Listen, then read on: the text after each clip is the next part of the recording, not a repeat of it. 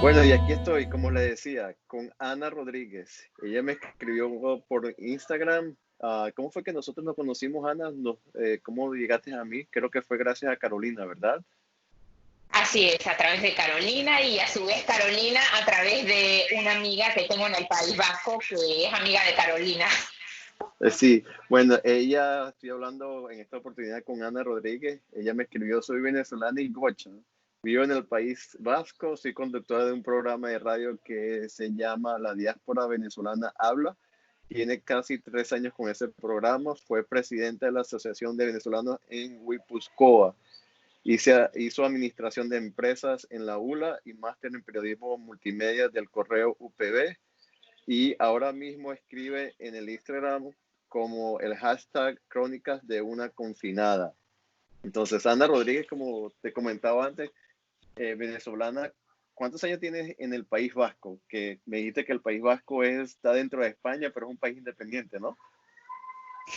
Bueno, primero que nada, saludar a todos tus oyentes, a tu audiencia, a quienes nos ven, un saludo muy cordial desde esta parte de España. Yo tengo 10 años en el País Vasco. Es un lugar que queda al norte de la península, más cerca de Francia que de Madrid. Ok, ok, ok. Y me dijiste que tienes 10 años como inmigrante ya en el País Vasco. Sí, 10 años. Bueno, yo vine aquí por temas del corazón y bueno, pues aquí me quedé. Oh, ok, o sea, y ahí empezamos con tu ayer, porque como te decía, el programa se llama Ayer, Hoy, Mañana, y es simplemente Así como es. mostrarle a todos los inmigrantes venezolanos que habemos muchísimo en esta situación, como sabemos, y transmitir un poquito la experiencia de cada uno que puedan inspirar a muchos a seguir adelante. Entonces, hablando un poquito Sí, de bueno, Ana, del ayer de Ana, ya me dijiste que saliste de Venezuela al País Vasco por cosas del corazón, por un que problema. conocí a un chico vasco en Venezuela y bueno, nos vinimos para acá y bueno, nos casamos. ¿Y qué hacías en Venezuela cuando vivías en Venezuela hace 10 años? Yo cuando viví en Venezuela, en principio di clases en la ULA, tuve una situación desagradable porque yo perdí un concurso de la universidad que estuvo de alguna manera amañado.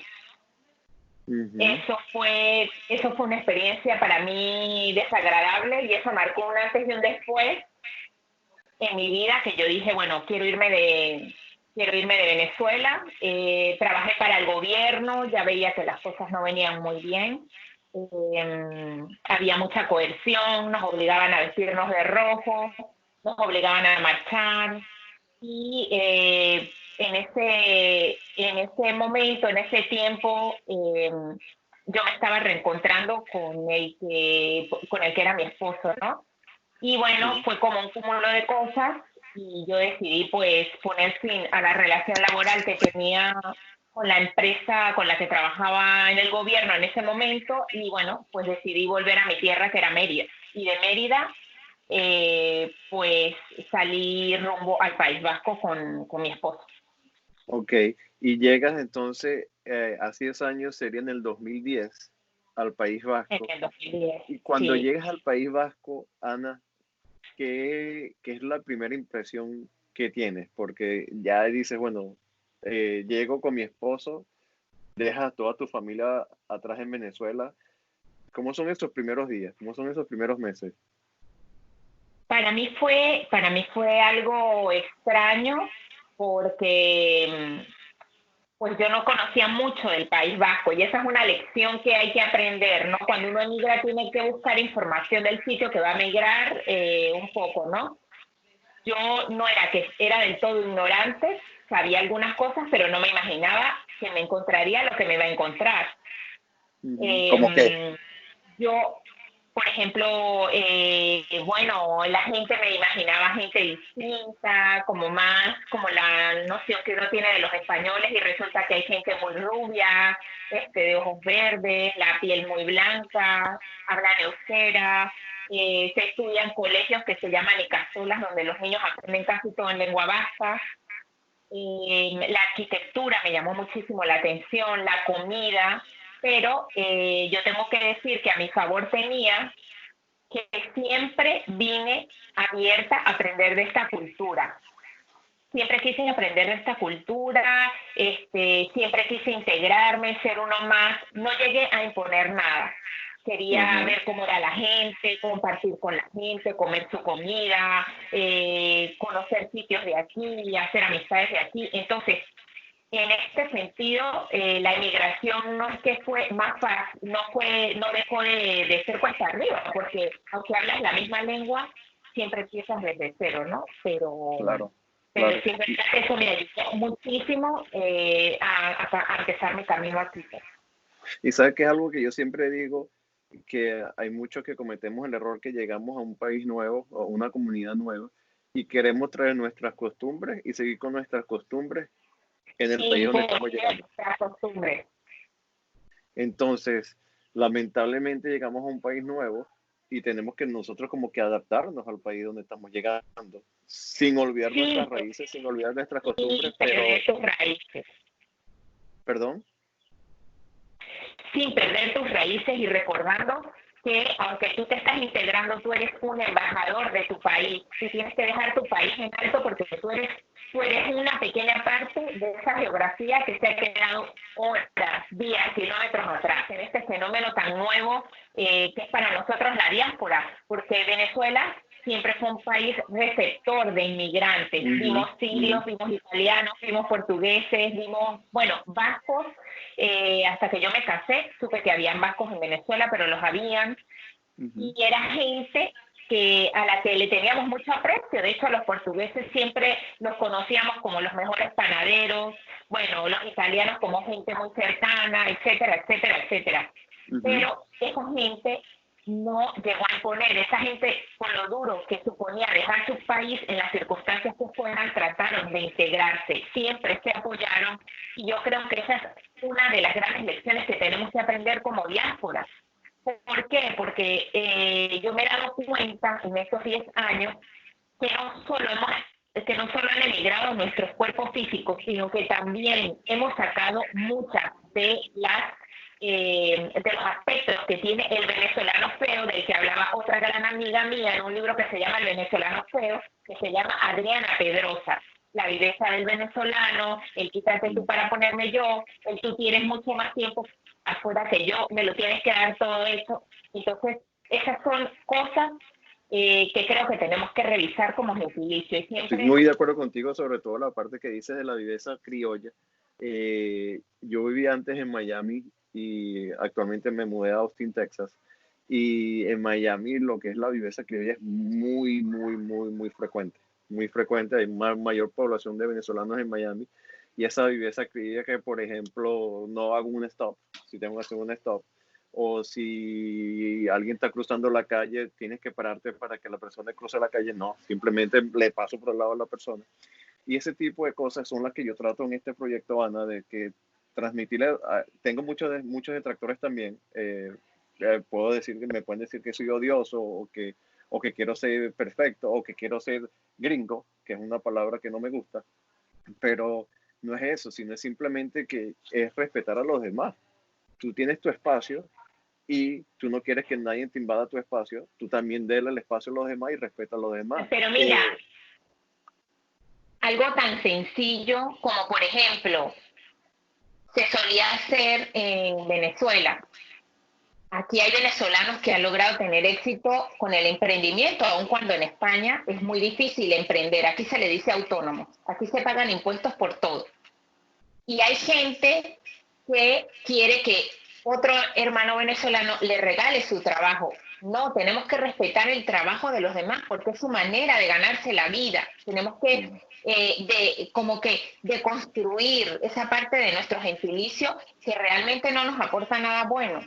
No nos aporta nada bueno, sino que nos deja mal, como ha pasado en otros países. Yo quiero que los venezolanos reflexionemos en cuanto a lo que está pasando en países como Colombia, como Ecuador. Lo vimos en Ibarra porque lo sigo muy de cerca por mi proyecto de radio, donde vimos que a los venezolanos los sacaban de las casas en Ibarra, les quemaron sus propiedades, vimos un grupo de venezolanos saliendo a las calles de Huancayo en Perú para entregar rosas a las mujeres porque otros venezolanos dijeron que las peruanas eran mujeres feas y brutas. En el caso de Ibarra, un venezolano asesinó a una ecuatoriana. El problema que tenemos con Panamá. Yo quiero que reflexionemos antes de juzgar a priori que es xenofobia. Siempre hay que mirar la otra cara de la moneda. ¿Qué ha pasado aquí? Que hay venezolanos que han dejado muy mal al gentilicio. Y lamentablemente también es cierto que hay gobiernos que utilizan esto como una bandera política y dicen los venezolanos. Ahí es donde uno tiene que decir, no, a mí no me meten en ese saco. Y ahí es donde yo tengo que demostrar con mis acciones como embajador de Venezuela que yo soy diferente a la gente que quieren meter en ese saco. Exactamente, te apoyo 100%. Y eso es el motivo uno de varios motivos de este proyecto que tengo junto a Carolina, que se llama Ayer, Hoy y Mañana. Es promover lo bueno y corregir, y corregir las oportunidades que tenemos de corregir. Por supuesto, por supuesto que hay ejemplos muy buenos. Por ejemplo, en el contexto de España tenemos a Alfonso Iannucci con su canal de televisión Diáspora Venezolana TV. Estoy yo con mi proyecto de radio La Diáspora Venezolana Habla. Levántate Chévere es otro proyecto radial que llevan unos venezolanos de Madrid. También hemos visto a Patti Cardoso, que tiene sus redes sociales, escribió su libro Mi vida en una maleta. Hemos visto a David Placer escribir libros que han sido tan populares en todo el mundo. Él es un periodista de investigación también amigo que vive en Madrid, los grupos de Chávez, etcétera. Hemos visto La hija de la española. Hemos visto también lo mejor de nuestro gentilicio. C4 Trío acaba de ganar un Grammy Latino como mejor disco folclórico de la mano de Luis Enrique. Yo los entrevisté aquí en el País Vasco.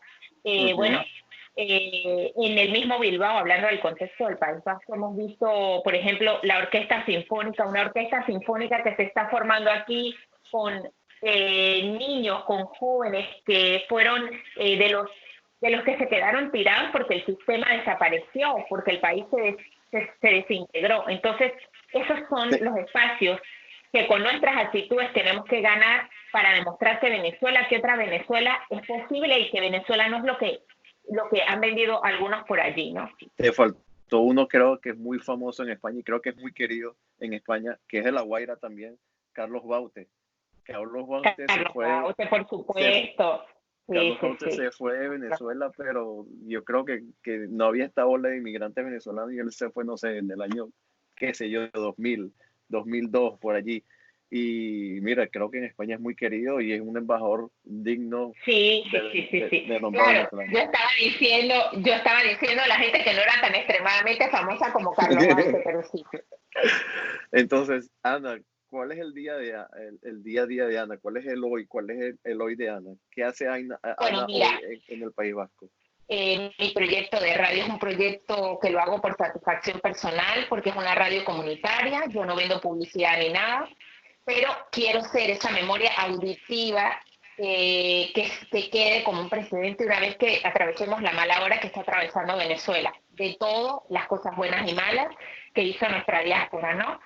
Bueno, yo trabajo en una cafetería, pero he tenido que reinventarme constantemente. Bueno, he estado en una cafetería, he estado por ejemplo, en una cafetería, he cuidado a ancianos, he sido promotora en supermercados, he sido camarera de piso.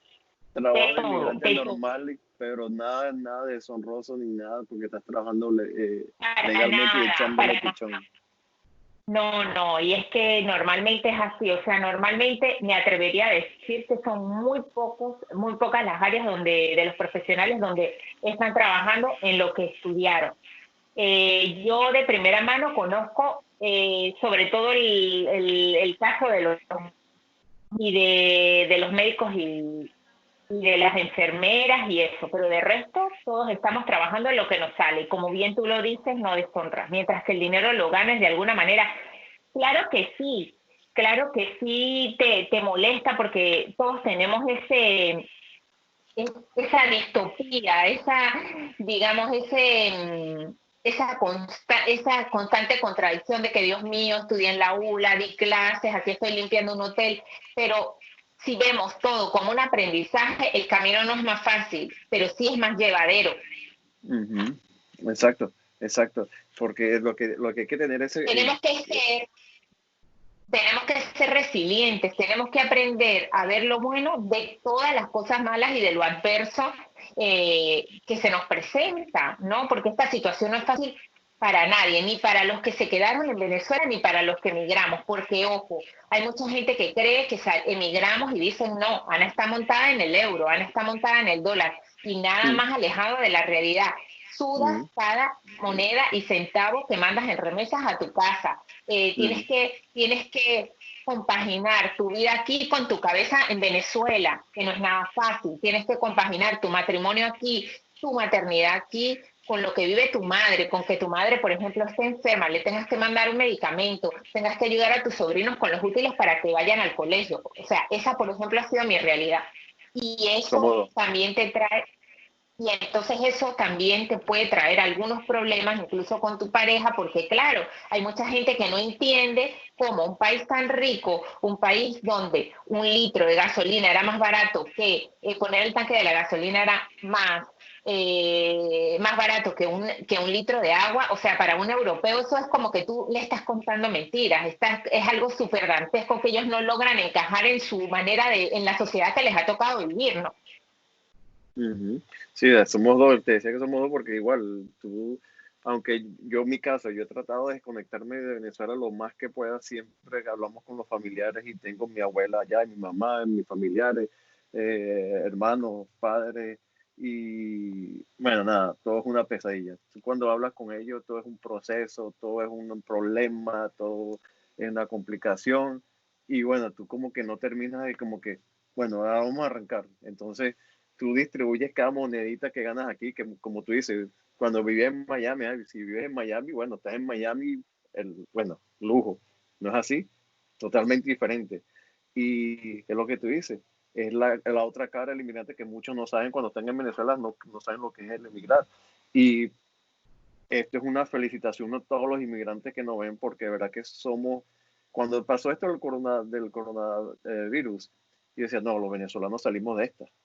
Mira, y le decía a un amigo, como soy de La Guaira, le decía a un amigo, los venezolanos salimos de esta, y los de La Guaira más, porque vivimos la tragedia del 99. O sea, que todos salimos porque sí. Bueno, y fíjate que en cambio el mundo nos está mostrando lo contrario. En esta situación no tenemos el control. En esta situación la madre naturaleza nos está mostrando su supremacía, nos está diciendo el control no lo tienen ustedes, lo perdieron, lo tengo yo porque ustedes no han valorado a las otras especies, al universo. Es un momento donde nosotros tenemos que aprovechar de disfrutar de las pequeñas cosas. Por ejemplo, aquí en el País Vasco hay mucha gente que dice, ay, no, este sol, qué horrible, porque es una región que es como Londres, normalmente está gris y normalmente llueve. Entonces la gente así como que, bueno, este sol, no sé qué. Ahora tú ves en el confinamiento, en los balcones, gente tomando el sol, las cosas que no apreciaban por el tren avasallante de la vida del día a día, ahora es lo que más disfrutan. Entonces yo creo que este es Exactamente. un espacio propicio Necesario. para que aprovechemos cada instante de nuestra vida, como dicen aquí, la vida es un teleberry, hoy estás, mañana te pasa cualquier cosa y ya no estás. Cuando me refería al tema de las oportunidades, nosotros como venezolanos, y es un consejo que les doy eh, humildemente por mis 10 años afuera, no nos quedemos chicos y chicas, venezolanos y venezolanas, nada más con entregar un currículum, vayamos a una presentación de un libro, vayamos a un coloquio, vayamos a tomarnos un café con una persona de aquí. Siempre hay gente buena en todos los países, aunque no sean iguales que nosotros. Todos no tienen que ser como nosotros, chéveres, vaciladores. Bueno, yo soy de Mérida, por supuesto que me parezco un poco más a la gente del País Vasco, siempre lo he creído, ¿no? Porque en Venezuela teníamos diferentes, como en España, tenemos los andaluces, que son como más salameros, tenemos los vascos, que son como más introvertidos, etcétera, ¿no? Pero siempre hay que ver todas esas cosas como una oportunidad. Eso de dejar el currículum es un esquema caduco. Ahora hay que hacer networking, porque tú no sabes. en ese café, en esa presentación de ese libro, en esa conversación informal, ¿qué puerta se te va a abrir? Exactamente, exactamente. El tren de la oportunidad siempre está pasando por allí. Tú decides si te montas o no. Y si te quedas en la casa o entregando el currículo y te vas, no, nunca va a pasar. Y en esta oportunidad que estamos en este periodo de cuarentena, este break que nos dio el universo, el mundo, nada, aprovechar el minuto a minuto de prepararse, porque yo le decía a Arnaldo Torres, que fue mi anterior entrevista, cuando, como en el hipódromo, cuando nosotros estamos como los caballos, estar ahí en los caballos dentro, ¿sabes? En el punto de partida. Cuando abran esa reja para que comience la carrera, que es cuando pase este virus, ya debemos estar listos para seguir adelante y comernos el mundo. ¿Algún error que cometiste en este proceso como inmigrante en tus 10 años que nos recomendarías que no lo hiciéramos a aquellas personas que están pensando en emigrar, a aquellas personas que tienen 1, 2, 3 meses como inmigrantes? ¿Te recuerdas de alguna experiencia desagradable que viviste, un error que cometiste para que nos los cuentes? Vasco es un país a la izquierda. Yo creo que una de las cosas más desagradables que me ha pasado es enfrentarnos con vascos que apoyan el ideario chavista, porque aquí hay ese tipo de gente. Aquí hay ese tipo de gente, entonces es muy duro que te encuentres con gente que no ha viajado a Venezuela, que no ha vivido en Venezuela y sin embargo, como que tú dices,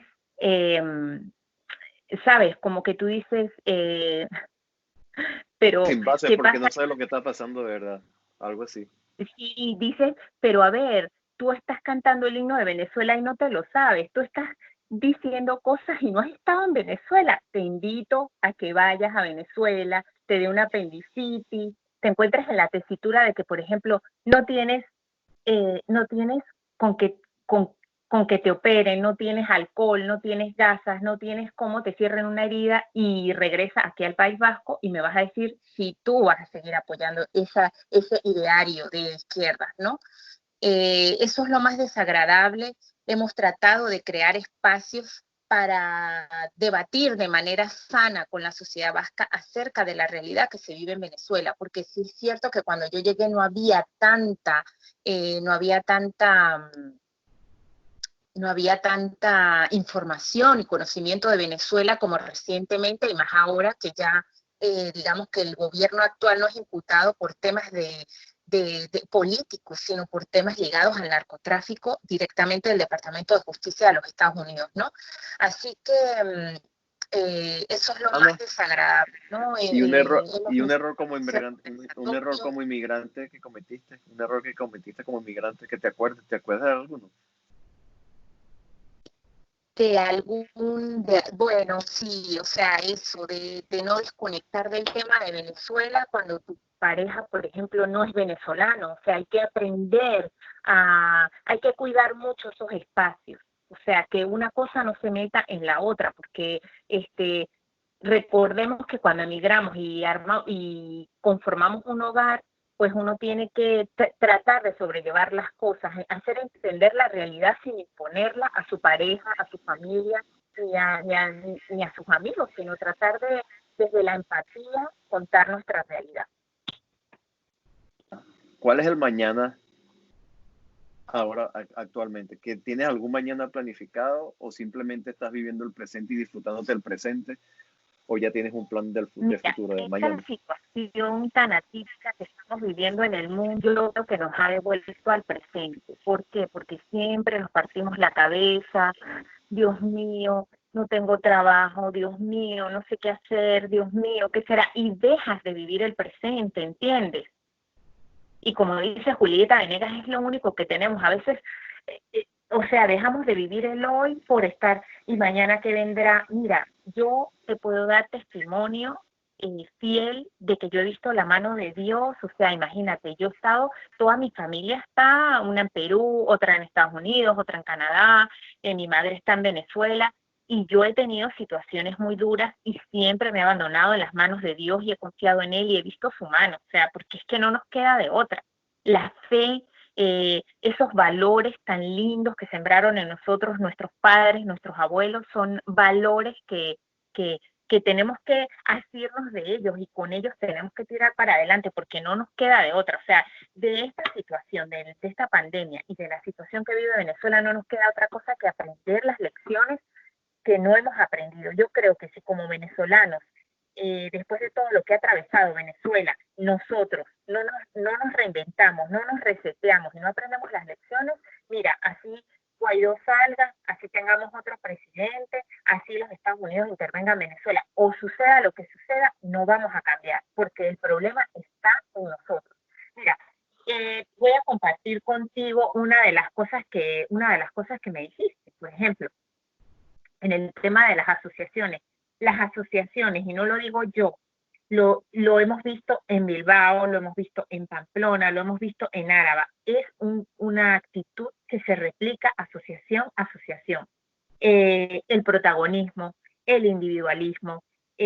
Tú por un grupo de WhatsApp, por ejemplo, preguntas por una actividad, porque la gente te despelleja. Si no les preguntas, es porque la gente, si es porque no les preguntas, la gente dice, ella es una sargenta, como dicen aquí, si les consultan no te responden. Entonces tú dices, wow, pero entonces, ¿qué hago? Entonces, bueno, yo como anécdota personal, pues yo pues he estado relacionada con coach motivacionales en el País Vasco también. He organizado charlas de motivación porque todo eso lo necesita nuestra gente. Nuestra gente está muy derrumbada psicológicamente y también físicamente y hemos tratado de poner ese pequeño granito de arena organizando algunos cursos. Y curiosamente, ese coach me decía, Ana, es que tú eres muy americana, porque es que, ¿qué pasa? El venezolano, el venezolano es muy dado a improvisar por la realidad que le ha tocado vivir, pero la experiencia a mí me ha enseñado que tú tienes que improvisar en base a un plan. Cuando tú vas a un canal de televisión, tienes una escalera, tienes 10 puntos. Si la hora se te echó en una noticia más importante, el que lleva la realización del programa dice, se caen las 5 noticias y vas a tirar con 5. Pues tú tienes que maximizar tu tiempo en base a esas 5 noticias, porque no tienes más. Entonces, ¿qué quiere decir esto? Siempre tienes que improvisar en base a un plan, pero eso de como vaya viniendo, vamos viendo, eso no funciona. En el largo plazo, eso es insostenible. Tenemos que equilibrar las dos cosas, es decir, planificar, y tú puedes ser flexible en base a una planificación. Porque lo que no puedes hacer es, por ejemplo, es empezar por ejemplo, ir a una actividad y quedarte en blanco. Entonces, ¿qué en cambio sí tenemos de positivo los venezolanos? Que como nos ha tocado también vivir en una sociedad tan inestable, un valor que tenemos que aprender a llevar, a equilibrar, es precisamente que nosotros somos muy proactivos y que nosotros somos muy resolutivos. Eso son dos cosas que tenemos que aprender a compaginar. El ser flexibles, pero sobre una planificación.